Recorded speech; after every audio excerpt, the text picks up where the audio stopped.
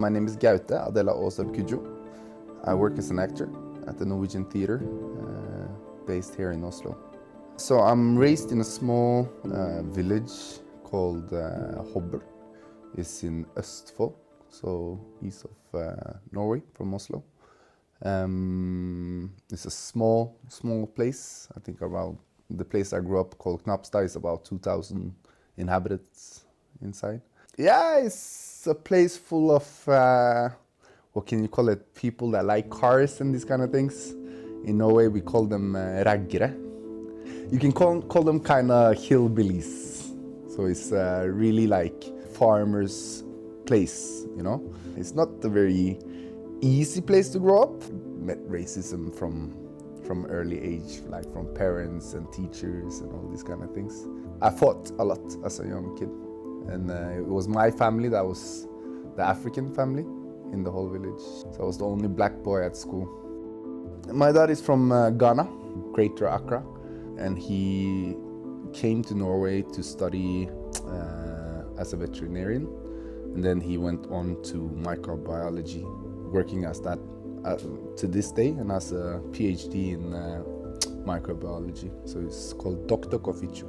And my mom, she's a teacher, or started as a teacher, and then she went into becoming a headmaster, working on a school for voksenopplæring, actually to get immigrants and teaching them Norwegian, and people that have fallen out of school, and teaching them Norwegian as well. And she's Norwegian, so she's from the area where I grew up. I think they met here in Oslo because mom was doing some African dance classes or something.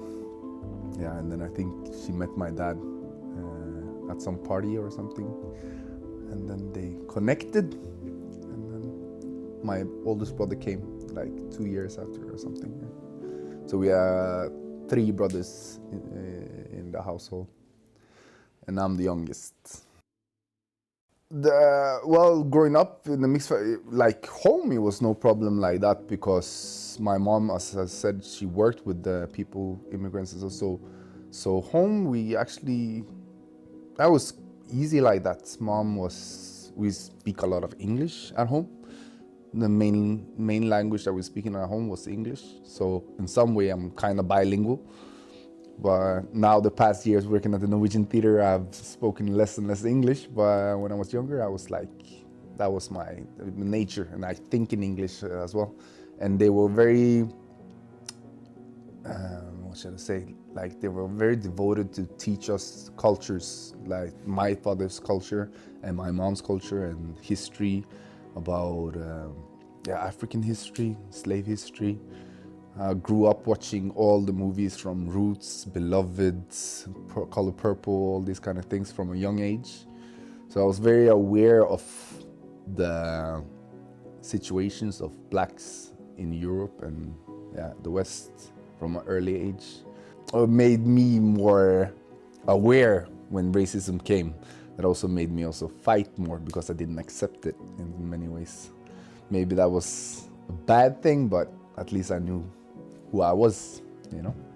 So I was very lucky, and in many ways it's not so common that mixed race kids have both parents. Usually it's like the one parent is gone. If it's an African dad, he's not around. But I had my parents all the way through my whole youth, so I got both cultures. Well, I think we had one girl from at least what's it called, primary school. I think we had one Sri Lankan girl, and I think we had one Asian. But it was a pretty brutal place growing up like that, you know. You know, racism is never the kid's fault, you know. It's mostly the parents. I remember a lot of fucked up incidences with parents around the area, and being afraid of me hanging out with their kids and all these kind of things. Yeah. I remember I started smoking at a very early age because out in the village, like countryside, kids don't have anything to do. So I started smoking when I was like 8 years old or something. Yeah. So by the time I went like to the finishing of primary school, like 7th grade, so I think you're around 12 years old, I was smoking like regularly. one kid in my class that had spoken to his mom about this, and she told him, I will say it in Norwegian and I'll translate, but she said that fortsetter Adela å røyke nå, så blir han like svart innvendig som han er utvendig. English, that would be, if Adela continues smoking, he will be as black inside as he is outside. So that was like the mentality of the people around, you know. My first time I went to Ghana was in 94. Then I was 3 years old. I remember a lot from that time. And then I think I've gone back to Ghana four times. I think I've been in Ghana 5 times in total. But then we spent like 1 month, 2 months at the time. So I was there for longer periods. So I've spent quite some time in Ghana, fighting for my rights to be black in Africa too, you know? Because, you know, as I said, I met a lot of racism. I remember this, like, it was one of the trips that we went to Ghana. It was 2001, so I'm 11 years old. And as I said, I was fighting a lot in my village where I grew up because of the racism. They're calling me nigger and all these kind of things all the time. And I remember we were going to Africa, and my father was building a house. So we lived in a village close by the house. And I remember every time we were driving through the village, the kids were running next to the car and yelling, "Obroni, Obroni, Obroni, Obroni." And I turned to my dad and asked, "What are they yelling? What does Obroni mean?" And then he said, it means white man. And I was angry. I was really angry because I've been called a black guy all my life and been criticized for being black in Norway. And then I come to Africa and the kids are calling me white man, white man. So I was angry, I was pissed. So I ran out of the car and I chased the kids down the streets. I said, I'm not a white man, I'm a black man, I'm a black man. And then we became friends, all of us, and we started playing football. And after that, every time we drove past, they would run next to the car and yell, "Obibini, Obibini, Obibini, black man, black man." So I had to fight to be accepted as black in Africa, as well as I have to being accepted as being Norwegian in Norway, you know. I'm proud to be of both sides. Like you say, you have negatives here and negatives there, but then it's also positives and positives here, you know. So I'm actually very happy I have both, and I draw energy from both sides. The Norwegian side, it has a lot of things that I like, and as well teaching my own kid, you know. And the African side as well, with discipline and the respect for other people around you, elders, that is not here in Norway in the same way. It's things that I value a lot, you know. I don't see it as a problem. I'm actually very happy I have both sides, because it gives my mind perspective in a way that people that's just from one part wouldn't have. We say mixed men will rule the world. I started dancing when I was 13, and I danced all my teens. Then I started dancing popping, locking, electric boogie, and these kind of things. And then I went on to dancing in a crew called Tabanka Crew, or Tabanka Dance Ensemble, African and Caribbean people ensemble. So I was there learning African styles, African cultures, and that gave me a lot of things. As well as I started working with another girl called Sarah Ramin Osmundsen, poetry. So me and my friends, we got together with her and we made a group called Moving Thoughts, where we combined poetry and hip-hop dance. So basically we made choreographies to her poems, and we did that for some time. It went successfully. We had shows for Nobel Peace Prize nominees and all these kind of things. And then I got injured. I twisted my ankle really badly. So I had to go on crutches for 2 months. And then right after those 2 months, I took the other ankle. So 2 months more, and then I got like this mono. In Norwegian we call it kyssesyken, but mono is like a youth sickness kind of this thing.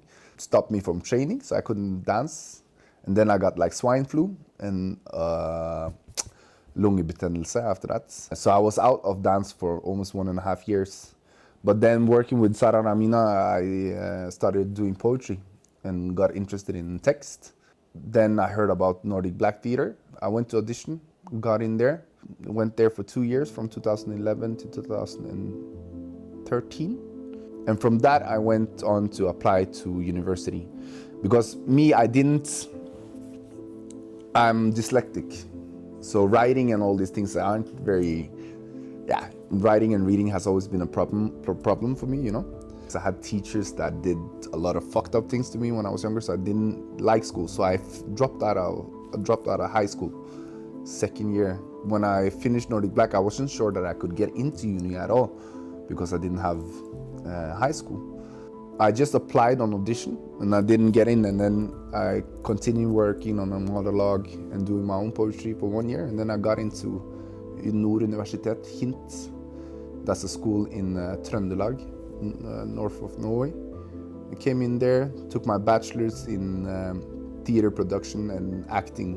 In Oslo, you have the main school here that's called KIO, which is Stanislavski-based theater, while my school Hint is done by the teachings of Jacques Lecoq. So it's more physical theater, working with materials and colors and movements, more than like method acting and these kind of things. Which was nice because I had a dancing background, so it was nice to find a way into theater through that. Yeah. So I finished that in 2017, came home, and then I started working at the Norwegian Theater from 2018. Yeah. Been there since. The Norwegian Theater is the biggest, at least the biggest stage. We have the National Theatre that's like the most known, but the Norwegian Theater is also you could say is equivalent like to the National Theatre. The thing about the Norwegian Theatre is that it's the theatre that's focusing on New Norwegian, nynorsk. So, and New Norwegian is actually cool working at the Norwegian Theatre because nynorsk, New Norwegian, it wasn't accepted as a stage language. So when they made the Norwegian Theatre, it was like mass demonstrations and everything, because before it was Danish, that was the main stage language. But then the Norwegian Theatre said that we have to bring all the cultures from all around Norway and bring them to one stage and let their voices and their dialects come through. The whole battle there for bringing the diversity of Norway into the theatre stage, that's the core root of the Norwegian Theatre. So working there now, being biracial, is kind of important as well because it stands for the same thing, you know? The Norwegian Theatre, it focuses on everything like theatres do. We have Norwegian plays, Norwegian books, and then you have things from the outside as well. Right now we're doing Frozen. I played in Tante Ulrikkes Vei, Book of Mormon. It's a big house, you know, we have four stages. And on those 4 stages, we have like 4 or 5 productions on each. New things all the time. It's kind of impossible to say everything that goes on there, you know. I've done some series like a Norwegian show called Helt Perfekt, and then Hvite gutter, White Boys. And I've done some short movies. I've also tried to, with some friends of mine, try to create our own series. It didn't go through, but we've done some things. Yeah, but mainly acting at theater stage. That's what I've been doing, and then spoken word, of course. Tani is an actor that also came out in Aftenposten just now with an article about how hard it is becoming or being a black actor, because you feel that we need a black person, so we'll just put a black person right here. But then, like black actors, we are afraid to say something. I feel it when I'm talking about it now because, okay, I'm being filmed and this is going to be out. But it's a problem because you feel that they only, if you've done something big like a series or music, then they will take you. It doesn't matter if you've done, because I'm trained in the arts for about 5 years. I have my bachelor's and I do this, but I feel that I'm competing with people that don't actually have any experience. Yeah, if you don't get into the keyhole and if you're not like accepted from the production companies, then you don't get the jobs, you know? Of course, I have dreadlocks, so I feel that's also kind of barrier for me getting roles, because I've had in theater as well, I'm supposed to play a wealthy man and they want to cut my hair. I say, why not? Can't be a doctor and have dreadlocks, you know? Of course you can, but when people see dreadlocks, they think of a rascal in many ways, you know? I don't think I'm fully accepted. We have a lot of struggles about that. For example, I went to Bergen to play at the national scene, the national scene in Bergen. I played a play called Angels in America. Very famous play, where I played a role called Belize, which he's a ex-drag queen, black freedom fighter kind of guy. High status, strong personality. And I remember going to that stage, and I remember going to the costume rehearsals and asked them, so what are we going to do about my hair?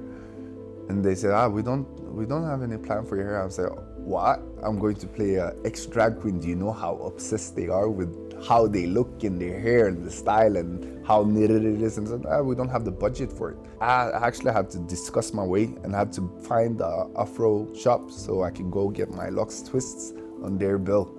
But I had to go out and find it.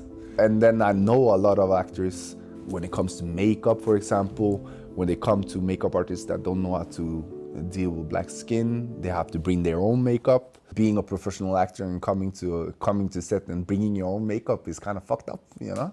But so accepted 100%, no. But I see that people are trying.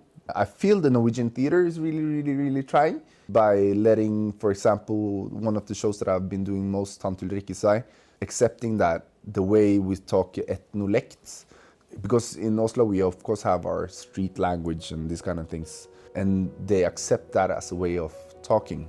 Instead of me talking nynorsk, I can actually speak that slang in some way, and it's accepted as a dialect. They're trying, but it's I am not afraid that you will destroy the language in that sense, because a language is always building and going a different path. It's not standing still. We're not talking Norwegian as we did 100 years ago. It's different, bringing in different ethnicities and cultures, ways of speaking.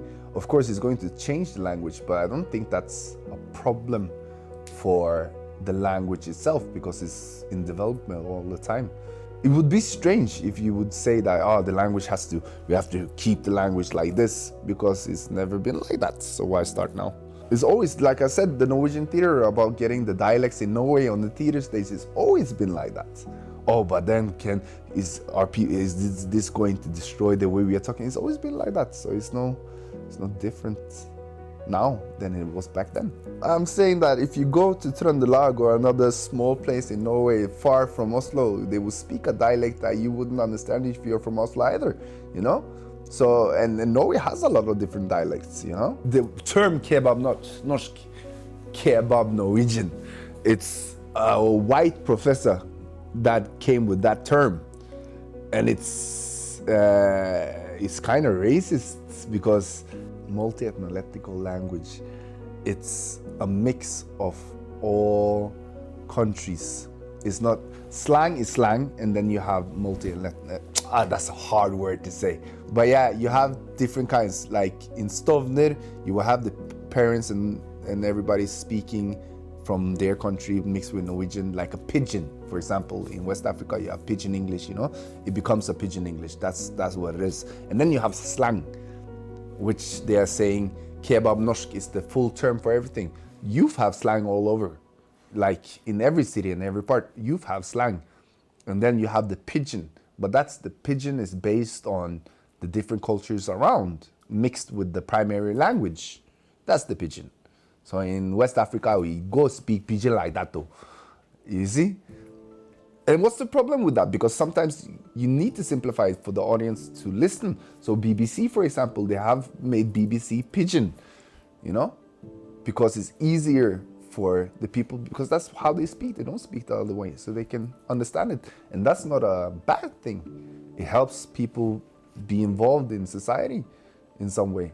But I think it's really important, that's why I also take this with the kebab norsk. I think it's really important that you don't mix the two. Because kebab norsk, as they say, kebab norsk is a slang. So the parents down in Stovner and all this, they wouldn't actually understand kebab norsk either, you know? Even though they're from Turkey or whatever. They will most likely understand the pidgin because that's easier, but they don't speak the same slang as the youth do. Kebab norsk is the slang. Kids understand slang, but parents basically don't. That's why we say multi-etnolekt.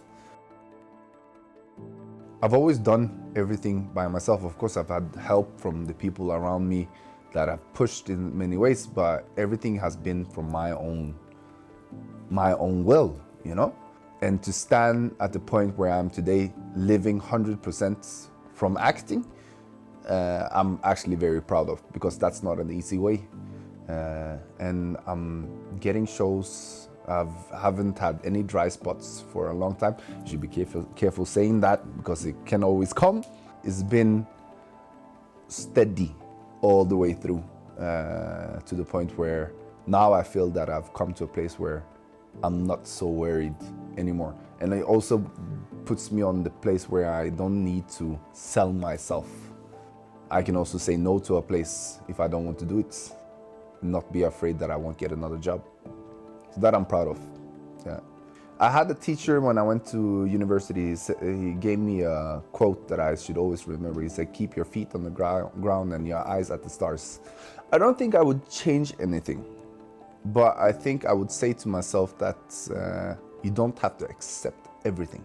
My younger self would need to know that you don't need to accept everything. It's okay to disagree sometimes.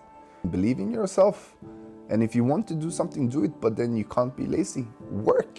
And it's not going to be easy. Don't think it will be easy. Don't underestimate. And don't be fucking lazy. Work hard, but have fun. And enjoy and do mistakes as much as possible, because you will learn from your mistakes. I enjoy working on stage. I enjoy working like stage art. That's what I like. And I actually don't care if I'm on stage or behind stage or coaching or whatever. So I don't have a specific dream I want to reach out there. But I have some things that I want to do. I have some plays that I want to do, like Merchant of Venice, Shakespeare. I want to do that here in Groruddalen and modernize it to then again bring the kebab norsk. If you've read The Merchant of Venice, it's a character there called Shylock. I think Al Pacino also played him in one movie where they played The Merchant of Venice.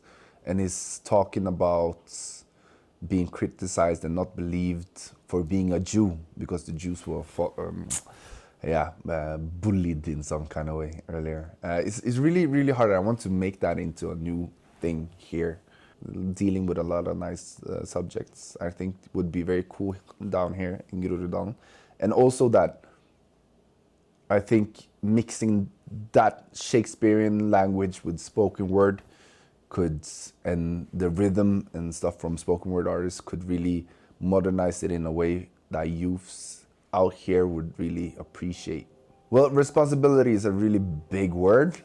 I have enough here trying to survive in Norway, because Norway is not cheap, you know, and I'm raising a family. Giving me the responsibility to bring it to Africa is really big, but if I have the opportunity, I would like to do it, of course.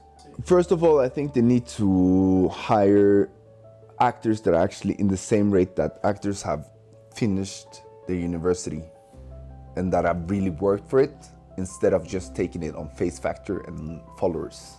I've worked a long time coming to the point where I am. And it feels like, for example, I was asked to be a stand-in for Jon Carew, you know, because he was doing some Norwegian film called Olsenbanden. Jon Carew is a football player, and I have almost now 15 years of experience doing acting, and you ask me to be a stand-in for him, even have the audacity to ask me to cut my braids for being a stand-in, which is insulting, you know? He's a football player, and he gets the lead role in a thing. I wasn't even asked to audition for that role, and then you ask me to stand it. To have the audacity to do that to somebody that's worked in that field for so long, I think that's enough for you to just start looking at yourself. Would you have done that to another actor that's Norwegian? I love reaching out to the youths that I do. And I'm actually not complaining, but as I was saying earlier, like, I am very satisfied at the point where I am today. I don't need to be running after a role because I want to be the next superstar. That's not my purpose. I think making the art that I believe in and trust in is more than enough. And I think if you can't be happy with that, then you're not going to be happy at all.